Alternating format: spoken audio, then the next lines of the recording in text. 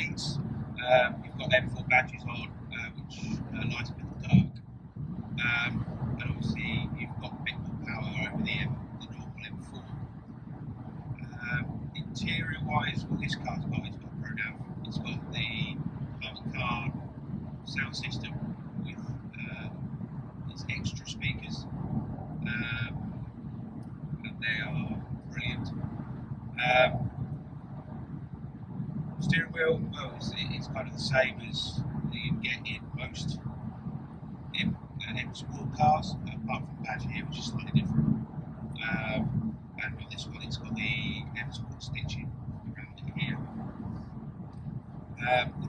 The gear shifter is very weird. It's very weird in the M.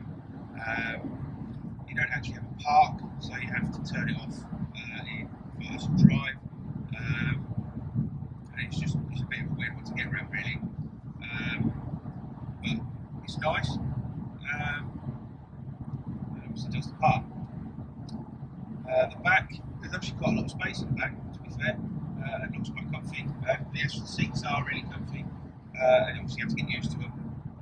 Going from my M4 these definitely a bit different in seating, because obviously it's sports racing seats. And yeah, I mean, it's lovely.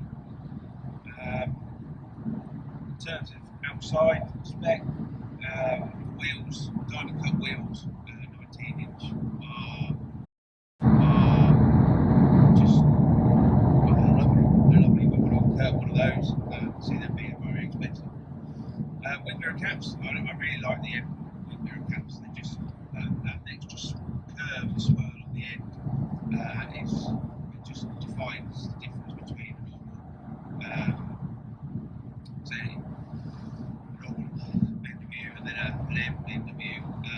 Obviously,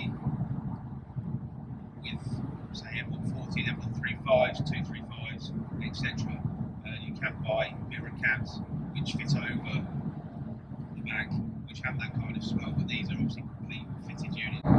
Downsides to this car, if you're wanting to take off quite slowly at a roundabout and you're in a Sports Plus transmission, obviously due to the double clutch gearbox, it's a bit juddery, because obviously it wants the instant power straight away. So you end up looking like you're jumping across the roundabout, waiting for it to change gear. That's assuming you leave it in auto. Recommended is obviously if you're taking off the roundabout, I think if you're giving it full beans, give it full beans. If not, just put it back into kind of sport or comfort or efficient in this case, for smoothness. Grip wise, the dashboard does lighting up quite a lot.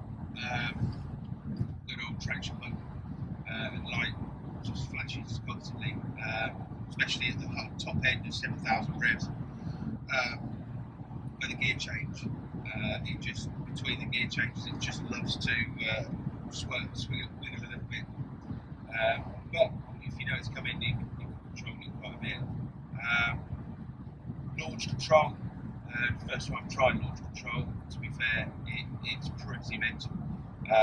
This thing just goes. I mean, it's a little bit obviously leery on the tail, but that's obviously down to the fact it's just rear wheel drive and you just shoved a fair few horsepower to the rear wheels. But it just sounds and looks amazing. The comfort, the ride in here is lovely in comfort, and I love it in Sports Plus because you just grip the road and you feel everything. It's just how a car's supposed to be built, and they've tuned it just so well.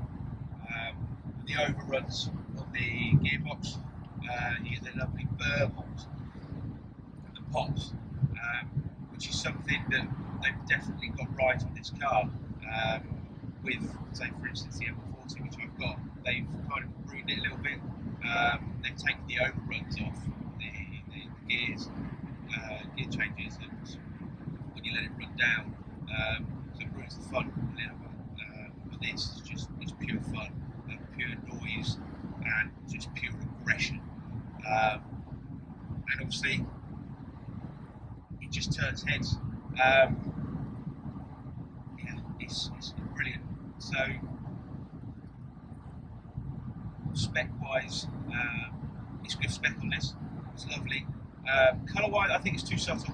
I mean, it does look like the back wheel in black and all black. Apart from the wheels, which are silver, but if they were to blacken down the wheel, it would really add to it. But I think you definitely need a slightly brighter colour. As you can probably tell, I'm very much into my orange, so I would probably go either an orange or even the marina blue, which is like a baby blue, or they even do that yellowy gold colour, which is actually really nice as well. I suppose if you're going to spend 75 grand, you want to really, well, depending on the type of person you are, you want to stand out a little bit. So yeah, it's brilliant, absolutely brilliant. It's a very wide car.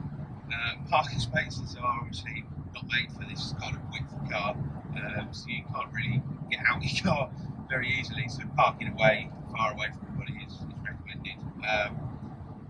But you obviously get a lot of car for your money. Driving position, absolutely brilliant. This one's got a heads-up display, which is really cool, especially in sports, because it brings up the rev range and the gear changes, and touch speed and whatnot up in front of you. So, well, without sunglasses on anyway, because it doesn't work with sunglasses on. And then obviously with comfort, it puts everything that you usually have down here, your radio, your music, whatever it be, it puts it up there, puts your speed up there, whatever you want to show up really, which is really quite cool. It takes a while to get used to when you're kind of looking at the road and you've got something else in your view. Yeah, so all in all, it's a really good car. Practicality, for me, with a lot of commuting, obviously it's not practical. The fuel economy, I mean, this is a 23.3, which to be fair is actually pretty good for how I've been driving it. But yeah, it's not something it's a weekend car or something that's going to be driven short distances or just used occasionally. So probably for me, when I get to do less distance, I should definitely have one of these, definitely. But I'll stick to my M4 which has got the same amount of poke pickup, obviously not the engine noise, and it's fast enough. This is just silly, but absolutely fun. Puts a massive smile on your face. So what we're going to do now really is just show a bit of video snippets of taking it out yesterday, this morning. So some really lovely exhaust tones, a bit of frontal driving, a bit of cockpit, a bit of my facial expressions when I always crap myself. So hopefully it's a bit of an insight to an M4 competition. For me, I've been really wanting to drive one of these for a very long time. It's come true now, I turned 25. Yeah, it's brilliant. And hopefully, if I get this back in one piece, the garage might let me take out another M car at some point. So yeah, I think following this video, I'll probably do another video, do a video of my M140, just as comparison. I say comparison, they're two different leagues, but just to do a video to show you what that's like compared to this. There's quite a lot of people that actually buy an M4 or have bought an M140, then bought an M4 and then got back.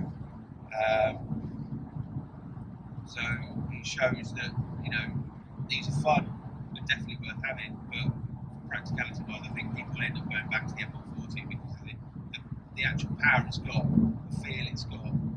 It's a go car with a 0 to 60 in 4.7 seconds with just 340 brake horsepower. I mean, this has obviously got 445, 44, which is a hell of a lot more. But yeah, it's just wonderful. So hopefully this video will just give you an insight and a look at an M4. Maybe whet your taste buds a little bit. So yeah, enjoy the next clips, and hopefully you'll subscribe and watch the next one.